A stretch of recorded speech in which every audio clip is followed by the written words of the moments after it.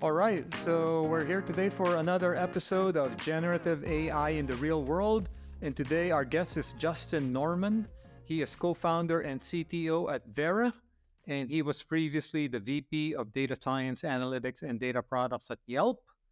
And he was also co-author of that popular O'Reilly book, Product Management for AI. So Justin, welcome to the podcast. Thank you for having me. It's a pleasure to be here. So your book, Product Management for AI, was published a few years ago. So obviously now we have generative AI, we have all these models, ChatGPT, Llama, Claude, and so on and so forth. So how has the landscape changed for AI product management? Yeah, what a good question. It has changed, I'd say, astronomically. And obviously, the advent and the introduction and the growth of generative AI, both in the large language model and text space, as well as multimodal and now images and video, is completely changed how users and customers of products interact with AI. It used to be that there was a tremendous amount of scaffolding that was placed around an AI outcome or AI product to even deliver it to a user. And now we are having users interact almost directly with the models themselves. So that's a huge change. And the reality is that most product leaders now, as a result of being consumers at that level, understand the value of AI and understand a lot more about the technology itself. And so the sort of dark side of that is that everyone now, whether they're a product leader or a consumer or someone who is in the engineering world, styles themselves as an AI product manager that works at an AI company, that works on AI products. And so cutting through the hype is a real challenge now. And I would say that's even true for the experts. And then there's sort of this other piece, which is around dangers of misuse, which it means that production AI is mainstream, and so the public has experience of both good and bad applications in their daily life, and so PMs are now struggling to not only capture the value, right? So this is actually commercial value, but also satisfy a much more diverse set of stakeholders. And so this is thorny topics around risk and compliance and IP rights. And in Europe, things like privacy and the right to be forgotten, right to not be trained on, and so there's a lot of different sort of factors going into the product world that were just not present before, or were certainly not at the forefront. And so it's an exciting time, but also a time where we have a lot to learn. So we'll get back to the risks in a minute here, but I wanted to ask you and get a sense of your take on the following question, which is, obviously prior to generative AI, we had AI in the enterprise, right? So, and there were leaders and laggards, right? So there were people who were struggling with just AI, barely got a data lakehouse or warehouse up. So what is the state of affairs now? Are we kind of in a level set period where everyone is kind of starting from the same, or the people who had all of these pieces in place where they could build AI applications, they had pipelines, they had MLOps, and are they still considered leaders in your mind? Yeah, it's another good question. At the risk of sounding, a bit like I'm punting it, I think we're in a learning period.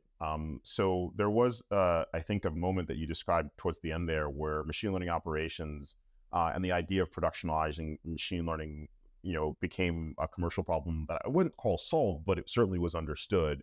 And there was a lot of tooling and capabilities that were sort of adopted into software engineering life cycles for product managers and for engineers to use alike. But this generative AI wave that we're come through has introduced some new elements to the building process, and largely, as you mentioned, the need for even larger, I say exponentially larger amount of data, and data that needs to be formulated in a very specific way. So it's human language, or it's image representative images, or it is interactions between systems. And as a result, we've seen this cadre of large companies, I think everybody knows who I'm talking about, sort of corner this emerging market and being able to build foundational capabilities. So the model that has most of the context, that has the generative capability. It's really hard to do that if you're a small company. It's really hard to do that if you're a product lead who only has access to a limited set of information around the problem you're trying to solve. But on the other hand, as we are kind of learning, the world of technology, catches up, and so now techniques like fine tuning and RAG are leveling the playing field a bit, so that if you start from a foundation model, several of which that are actually open source at the moment, you can start to deliver the same sorts of experiences you might get from like a hyperscaler company with all these scale, technology, data, and compute advantages. So we're in a moment where I think we're figuring out, can open source really compete? Not just from a benchmarking perspective, because I think we have that answer, it can, but also from a capturing a value perspective, and delivering like customer delight and experiences. We're learning that moment, and we're in that time now. So it seems like the Hello World example is RAG. And so, Justin, I'm curious, what are you hearing from your fellow product managers in terms of what are they struggling with in terms of implementing or deploying RAG? Sure. Yeah. So RAG's an interesting sort of capability. Again, it is funny how these things work out. So obviously the process or the sort of technique of RAG is not new at all, and it predates the generative revolution. It was meant to be used with BERT style language models to add context. And I think one of the things that's really useful is to kind of level set on what we believe large language models can be good at and how they interact with a user interface, and then also where they're weak and where augmentation techniques can help. So the way I like to think about it is, if a model is your McKinsey consultant or your Big Five consultant, it actually has the ability to, within reason, give you a good sounding answer about things that it has experienced before, that it has in domain of its knowledge, right? So if that McKinsey consultant, majored in math, they may have a pretty good background being able to answer math questions. If they're a computer scientist, they have a pretty good background in answering computer science questions. And so the skills that they are strong in are in that area. As we've learned, as you drift from what the model was trained on and the skills that are in that data set, things start to get pretty weird. We have the hallucinations, we have some of the sort of just nonsensical answers or perhaps just even incorrect answers. And so just like a consultant, if you ask them something, they're going to answer it, but it may or may not actually be correct, depending on whether or not they have that skill set. So what do you do when you are faced with improving or increasing a consultant's knowledge? Well, you have a couple of options. One of them is you can send the consultant back to school and they can learn a new skill. But if they get really good at that skill, they may not be able to retain all the knowledge they had that was general before. And so you may get a different outcome if you ask them a technical question or a specific question on an area that they used to know, but now have devoted their efforts to learning something new. And so that's like the process of fine-tuning. The fine-tuning process offers the ability to build new skills in the model to do wholly new out-of-domain things, but it does have a cost. And the cost is that if you hyper-focus on one thing, the generalizability is typically not there, unless you make a much larger model, and that's really challenging, for all the reasons that we know. Now, when you think about the other option you have is you could send that same consultant with the skills that they have to the library, and they could go open a book, reference that book, and assuming they understand how to incorporate that knowledge into their answer, they have an exact expert sort of data that they can bring into their answer from having gone to the library and that specific topic. And so RAG gives you a lookup capability that's really similar to that. If you have a well-organized data set and you have a mechanism for retrieving that information that's reliable, you can bring it into the context of the conversation you're having with the model, and have it not only be contextually relevant, but also attributable to a source of information or source of data that is reliable. And that's really important because no matter how capable your model gets from a skills perspective, new information will always come into the system, and also expert or specific technology or specific technological knowledge is going to be required for certain types or certain depths of conversations.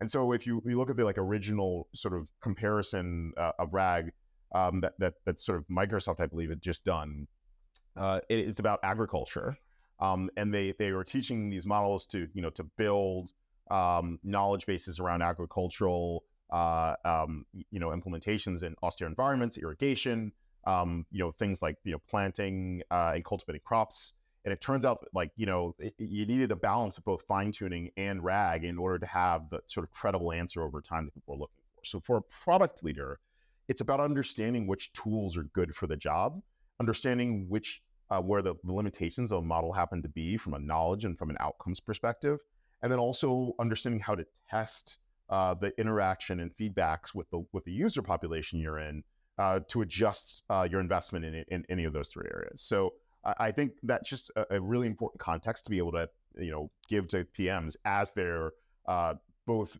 improving their own internal skill sets around it and also deciding where they invest from a product roadmap perspective. Yeah, and it seems like for RAG, retrieval-augmented generation, people forget that the most important thing there is still the data. I mean, same thing with fine-tuning, right? So your fine-tuning data set is super important. So with RAG, it turns out that the more you know about your data, the better the RAG system is, which is not surprising at all, right? So if you have metadata, it's better. If you can put a knowledge graph on top of it, it's even better. But I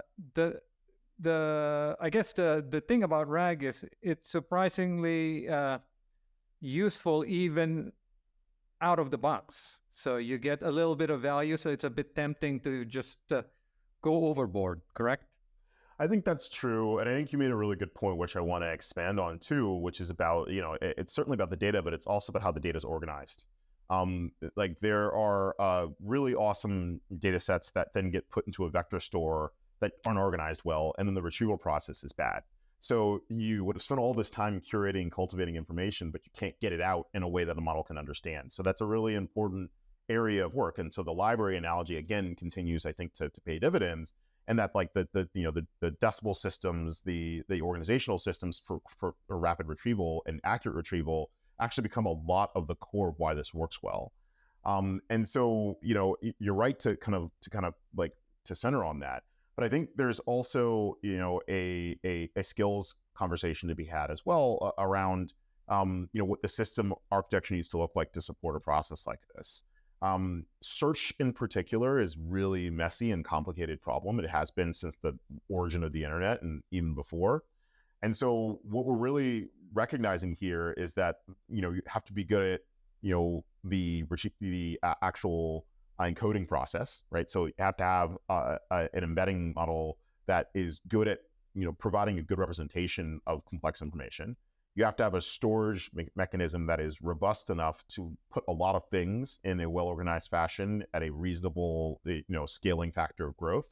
And then, we have to have, of course, the retriever, which we've spoken about, which does a good job of using well-organized data and returning that in a really performant way, because the expectation is largely that a generative tool is getting near to instantaneous answers. So you don't want to add a lot of latency on the process of just adding context. So all your points are well taken, but I think it's important to kind of break down where product decisions are actually relevant here. And it's not as simple as just putting a RAG system out of the box that you might get from one of these vendors and expecting a good outcome, especially when expert data is being delivered to experts.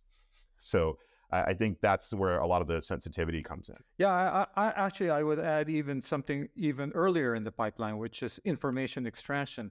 I think people underappreciate, you take a PDF file, you have 30 Python libraries for extracting information out of that PDF file.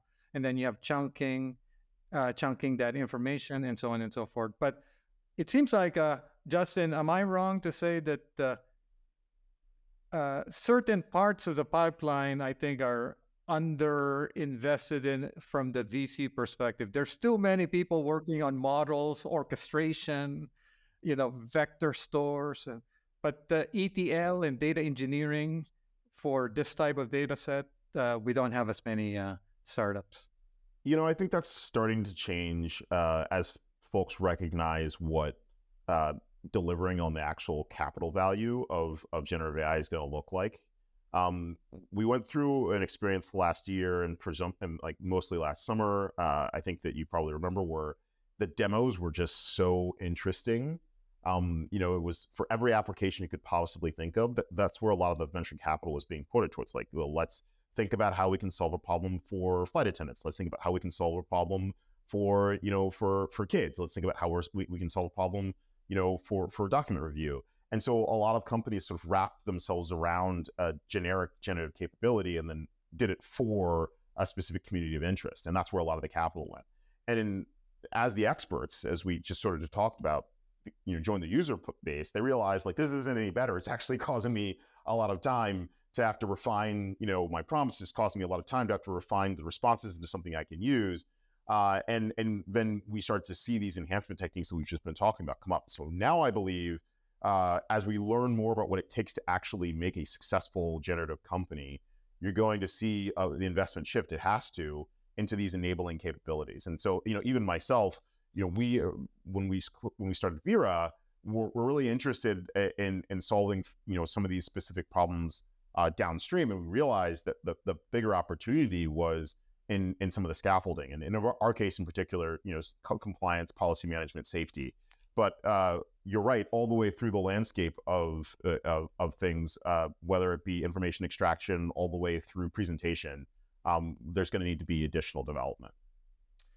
So, Justin, one of the things that I think in the traditional AI world that people were just beginning to appreciate, and then of course we got this generative AI kind of movement before we actually even wrapped our heads around it, was this notion of reliability, right? So I think that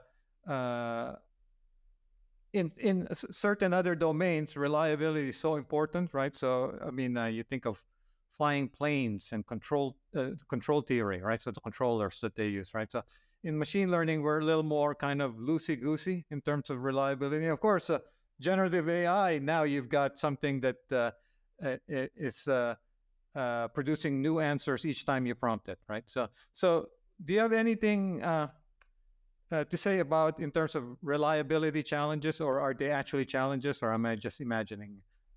Well, I mean, of course, it's a challenge. And I think this is a place where, leaning a little bit more on the product side of things and a little bit less on the technology side of things is a meaningful way to have the conversation. So, what's different about using, like, if you want to use it in air quotes, AI at all, is that we have probabilistic space that we have to deal with and how that system interacts with the rest of our system or with the user if it's directly there. This isn't actually a new problem, but the way in which, as I mentioned before, the user interfaces with the model itself is different. So, there are probabilistic responses coming back from a mapping or a GPS prediction software like that you interact with, a dead reckoning model you interact with. But the constraints on that model are such that what's presented to the user looks like is a deterministic outcome. And that works because the range of what's good and bad is actually pretty well known. We've dramatically expanded the aperture of what that range of acceptance is in the text or language-oriented generative space, and certainly done that as well in the image and video space. And so now from a product perspective, what you allow the user to do and what their expectations are really different. So it's not so much of starting from zero on the technology side. There are ways to constrain a model's output. There are ways to constrain the training process of a model such that it is more or less deterministic in how it presents an outcome. But the interface to that for a user, it isn't as easy to think through. If you're expecting the model to be creative as a user, which is what a lot of us are using it for, you want it to give you something you couldn't come up with yourself. Giving it a temperature zero response doesn't really get you what you want. You want it to be able to do some of the things that are like a human might think about it, and that requires some ability to play jazz. But the scope of knowing all the types of responses and then sort of scope or sort of controlling them or constraining them is really hard. And at Vera, we deal with this quite a bit actually, because our whole business is around policy management at the enterprise level and making sure that people can, for example, if they want to make sure that hate speech is not allowed and brand protection occurs, And PII is also protected all at the same time of allowing people to interact with the knowledge base of an AI model, which knows about Disney and knows about all these like very sort of wide-ranging topics. We can't possibly hope to control for every single outcome. So we have to think about how to use the models themselves and the way that they function, and use the way that users interact with them and the way that that occurs to provide a consistent experience. And so reliability, I think, is now a front and center product value conversation, as opposed to being a compliance or a risk or an afterthought that you would do as you're sort of getting ready for quality assurance. Now it's baked into how well the product works itself, because reliability and what that means to the product and to the user is a part of the value capture, in my opinion. So the other word, Justin, that's been on the top of my mind recently is efficiency. So let me explain. So on the one hand, you've got the people training the foundation models, and now they're starting to talk more and more about efficiency. Before, it was more secondarily, here's our new model, look at how great we are at these leaderboards. Now there's a lot more kind of overt mention of, hey, we really focus on computational efficiency. We trained this with less compute than the previous model, but it's much better. And to me, that's great news, because that means to me as a user that they'll more likely retrain it more often. And also that means that it might be easier to deploy if the model is more efficient. But generally, do you think that enterprises themselves are starting to realize that efficiency is a big thing in terms of succeeding in generative AI? I do, and I think you're coming at this from a couple of the lenses that I agree with, and maybe I add a couple more. So just to recap, making the model smaller and making the training process by effect easier to do, fit into commodity hardware is like a thing that I think immediately happened once we realized that these multi-hundred billion parameter models were going to be sort of a gold rush. So now we're getting down to having pretty great benchmark performance in the 7 billion and lower parameter model families. And then with techniques like we've talked about before, with the rapid fine tuning and RAG, like you can expand them even further and get a lot of really great outcomes. I think that what we're also seeing, and Microsoft's done some research on this, Meta's done some research on this, is that the smaller models themselves also lead themselves to sort of a task organization or a task development. So building a model that is specifically fine-tuned or specifically trained from scratch on a specific set of tasks, specific set of data, and then using that in dynamic collaboration with a larger generic model is a really important and really, I think, powerful way of thinking about things. And so this concept of being able to route intelligently between different models for content generation and for better contextualization, I think is where enterprises are thinking about things, especially in the regulated industries where they need to have tight controls over what is being generated from especially numerical data and personal data. And also in industries where they would like to, again, provide more detailed or expert information that just wouldn't exist in a sort of foundation model data set. Like they just wouldn't have it. This is their special sauce, is what they know about the customer, their special sauce, what they know about their own products.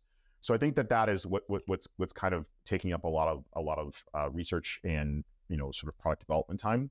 Again, even on my own side and what we work on, we've taken that to heart, and we are able to route dynamically depending on what a user is trying to do with the model, what prompts they have, what types of mode they're in, and we've got over 1,400 models that we do that for. So I think that this is the future, and it's not going to be what is your model named. It's going to be how many of them and what is their performance on specific tasks, specific benchmarks that have been set for that interaction. So this next question, feel free to harken back to your days leading AI and data products at Yelp, or also your new role at Vera. But basically, you can imagine when you were at Yelp, maybe you had you folks had many AI and ML products out in production, and you, Justin, as the leader, would log in the morning and look at the dashboard and see the health of the models and when should we retrain, when is concept drift happening, and so on and so forth. So what would you imagine a dashboard for generative AI models would be? Would they be very similar, or would they have different elements, KPIs? Yeah, I think it would be augmented by some new information. I think you would certainly still have, some metric oriented around latency. I think that's perhaps maybe one of the most important things. So Yelp was in many ways a mobile first company. There's most of the interaction happened on Android or iOS devices. So the latency and the speed of the device, the speed of the app within the device was such a critical metric for us, because that's, if people became frustrated with that, that would be how they would turn out. I think a very similar outcome for AI products that use generative technologies is happening today. So if you think about the original sort of ChatGPT interface, it kind of trained us all to expect streaming response from a generative system, even though that's kind of a ridiculous way to build, that kind of interaction, right? And so now the scaffolding that's required is like all the mobile, and streaming scaffolding that many people weren't thinking about at all in their products. Now they've got to actually add that to their, to their dashboard and to what they're monitoring. I think there's also a lot of content metrics that we need to now incorporate. These are things that maybe newspapers or media companies were focused on before, but now everybody has to care about. It's not just enough for a model to be delivering something, but the quality, the content, the safety, the whether or not a user actually finds it useful is all real-time information that's actually pretty important. And if you see some of the instantiations of this in products today, where there are thumbs ups and thumbs downs, there are feedback loops even in the prompt, the prompt and response exchange dynamically that they're capturing, maintaining an overall health view of whether or not users are experiencing what you expect them to experience and whether or not they like it, is now something you have to do, again, almost in real time. That's a change. And then I think the other part about this is the security, the cybersecurity and sort of safety landscape of this has just exploded, right? So misinformation, disinformation, and safety were always a challenge in AI products. We're always a challenge in any software application. But now the sheer volume of information that is being generated, and the potential for bad actors to be interacting with your system in ways you don't expect them to, is something that you need to be aware of quite dynamically. So you've probably seen the ASCII exploit that occurred, where there was a jailbroken outcome from a set of inputs that no one would think was nefarious at first first look. But then if you kind of think about how users are using the platform, it certainly would have been out of domain of what most people were doing, right? So you can think of how you would want to be alerted and respond in that area as you go forward and you start to incorporate these things as the interface to your business. And so I think it's the same sort of things for AI, same sort of things for streaming and mobile technology, but then with the probabilistic and the sort of generative lens attached to it as additional metrics. By the way, you brought up something that is one of my pet peeves, which is basically computer science, ML people are never trained really in terms of UX and front end kind of stuff, right? So they hardly know any JavaScript and stuff, and yet they build products to interact with users. And actually, as you were talking there, I was reminded that one of the pioneers in this space actually is Google Translate, because from the beginning you could look at the translation and tell them, okay, this is actually not that great a translation. And so if you knew a little bit about UI and user interaction, you could actually help improve your model, right? Absolutely. Yeah, I think this is as you think about where enterprise is going, the advantage that they have is the user population is large on their platform already, and it's captured for a different reason. So if you can develop that feedback loop, similar to the way Google Translate has done, similar to the way even OpenAI has incorporated ChatGPT, that is, of course, if handled responsibly, really ripe information for training, and also really ripe information for curation of the experience. I think one thing that's also going to have to change, and we have to help as product leaders, users to get there, is that the type of feedback that you get from a wide aperture of that is not that high of quality, right? So there's a lot of time and energy and curation spent in making that useful. But what we, of course, want here is for it to be able to be, in some automated fashion, incorporated back into the model's feedback loop itself. And so I think there's a lot of really awesome opportunity for UX design in encouraging and in facilitating the higher quality capture of user feedback. And I think everybody wins if we're able to do that.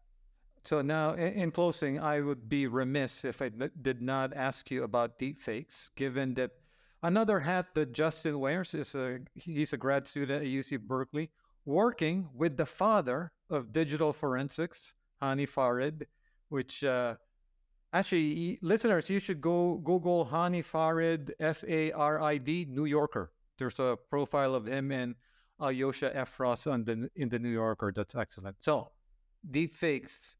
Should we be worried given that it's an election year, or is this all hype?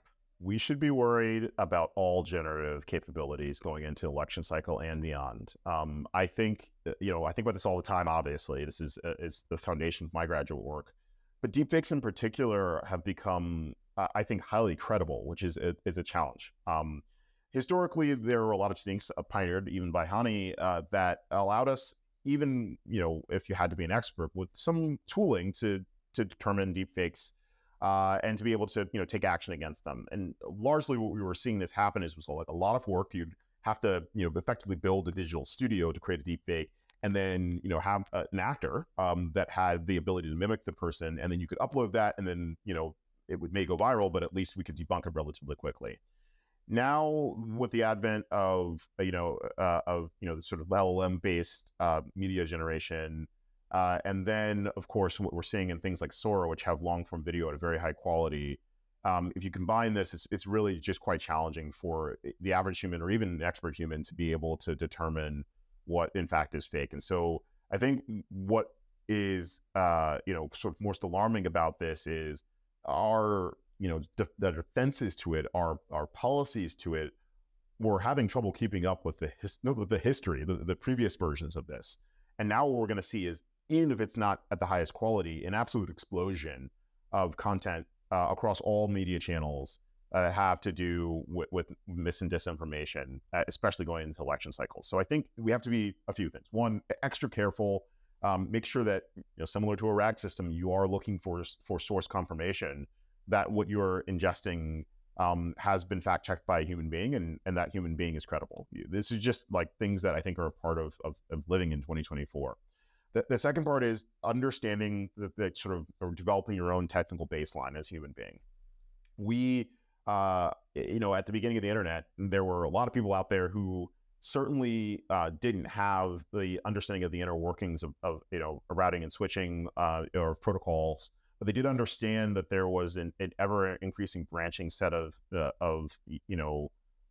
media and socially connected platforms for people to speak on, and you learn how to use them. You learn what the safety controls were in them. You learned where to go if you thought things were wrong.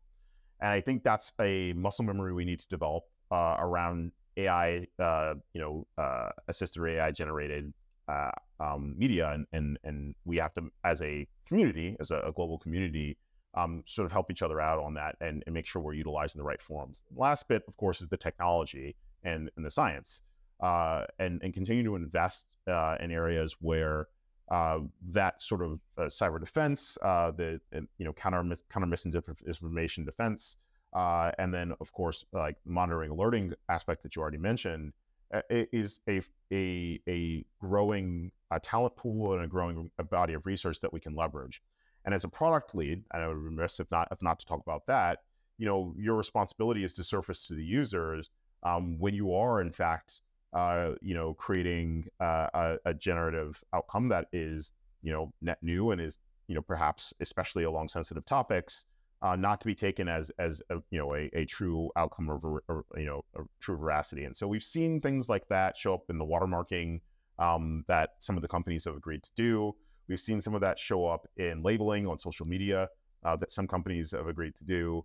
And we've also seen that in some of the tools themselves and what they allow from a policy perspective for users to do on the platforms in mass, right, without special permission. So I would say I am concerned, and I think that the blueprint of where we need to invest and spend time is there. Should we choose to want to spend our time? Yeah. So from what I gather from what you said, so there's always been an arms race. The fake media detectors, the offense has always been more invested in than the defense in some ways. The fake media detectors, as opposed to the creators. But now inadvertently, we created a new set of tools to make it even easier for the creators, and they didn't even have to invest in these tools. Right. Yeah, that's true, and I think that's just progress. This isn't the first time we've had that sort of paradigm shift, but I do think recognizing it early and arming our elected leaders, arming our our government and policy intervening tools, and then of course I mentioned research, and even on the corporate side, to be able to have counterbalancing to this is really important to do. And this actually also collides with another topic we talked about, which is efficiency. Obviously, the saving grace for us right now is a lot of these things are so computationally expensive that there may not be that cheap to do en masse. But unfortunately, that problem is also being solved. Yeah, I think for all intents and purposes, you can expect that to go to commodity. So like I think we're going to be in a new world, and we have to deal with the new world as it comes to us, rather than hoping for it to be too difficult in some way, shape, and form in the future for the masses to use. I think we're past that line of inflection. And with that, thank you, Justin Norman.